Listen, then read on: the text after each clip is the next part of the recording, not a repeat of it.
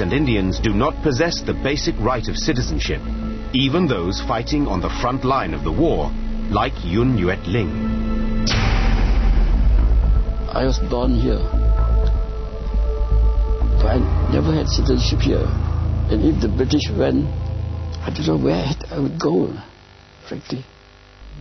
In September 1952, the Malay Sultans agreed to extend citizenship to Chinese and Indian residents. For Yun and other Chinese Malayans, Templar's gift of citizenship meant everything. That had very, very positive impact on the Chinese population. The capstone in Templar's Hearts and Minds master plan is to launch a public relations campaign, Operation Service, demonstrating that the police are public servants dedicated to protecting law-abiding Malayans of all races. Ready to serve, that was the slogan of the police in Operation Service.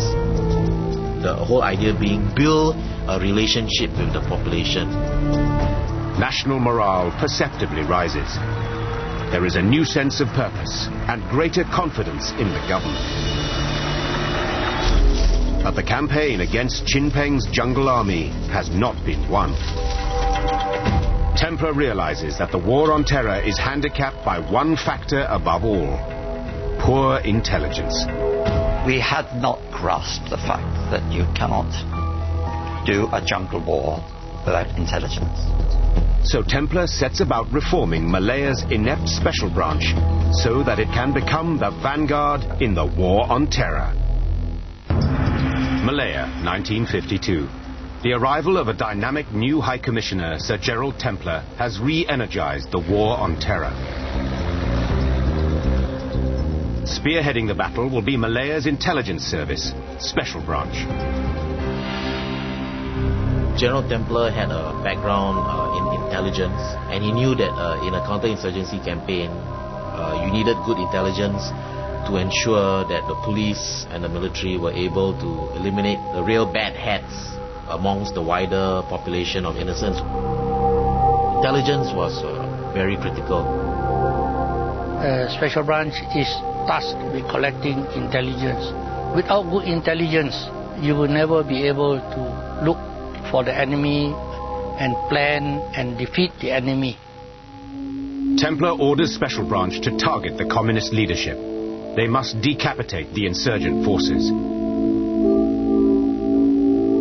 Sources of information would be, of course, agents and informers, which a Special Branch would use, and also the analysis of captured communist documents. And slowly from that sort of information, they would build up the hierarchical structure of the Communist Party from the very beginning, one by one. For Special Branch, nothing is off limits. You knew absolutely everything about the person.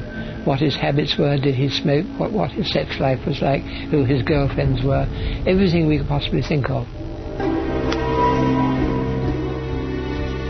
In this intelligence war, the perilous task of gathering information will fall to Asian officers. They must be the eyes and ears of Special Branch. White Europeans will be the backroom boys.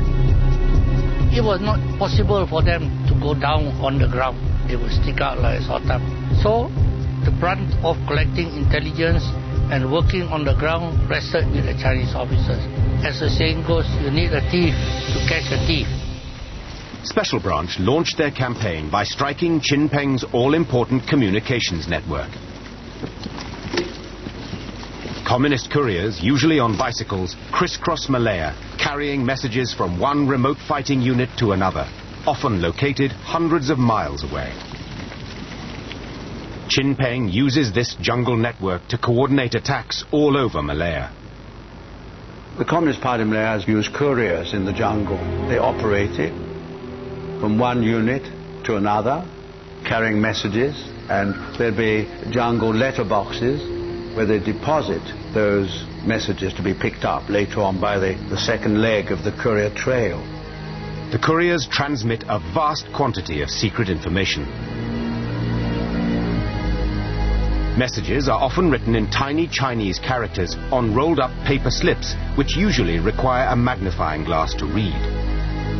Messages are usually rolled up very finely, sometimes so fine that it's the size of a toothpick only. The communist couriers hide their messages in fruit or a tube of toothpaste or on their bicycles. Gulung halus-halus. Halus-halus gulung. Masuk dalam itu bersika ada lubang. Tu boleh hantarlah. Sampai sana, kita ada asyarat pula. Special branch officers realize that if they can break this network, they will access a rich source of data and, they hope, cripple the communist fighting machine. Language skills are essential, and British police officers like Gus Fletcher are sent on crash courses in Chinese.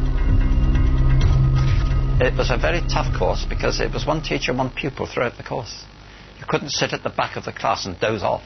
A Confucian monk taught us. He couldn't speak a word of English. Lovely old man. Lei Yinghong, who wore a gown and hands in his sleeves and little cloth shoes and little cloth gown and a Confucian beard down to here. Lovely. To tap into the courier system, special branch officers must turn the couriers. In other words, persuade them to come over to the government side, along with their precious messages. Our penetration of the courier system was very good. And once the couriers have been turned, special branch agents can use them to track down the communist hideouts.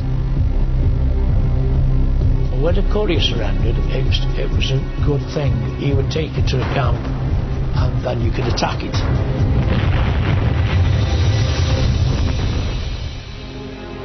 Special Branch's success in breaching the communist courier system was all down to basic human greed. When you surrender, especially when you come out with your arms, you get a reward for surrendering and an additional reward for bringing out the arms, depending on which arms. In the early 1950s, the Korean War pushes up the price of tin and rubber, making the Malayan government richer. And because the reward system is proving so effective, High Commissioner Templer can triple the money on offer. Top prize, Communist leader Chin Peng.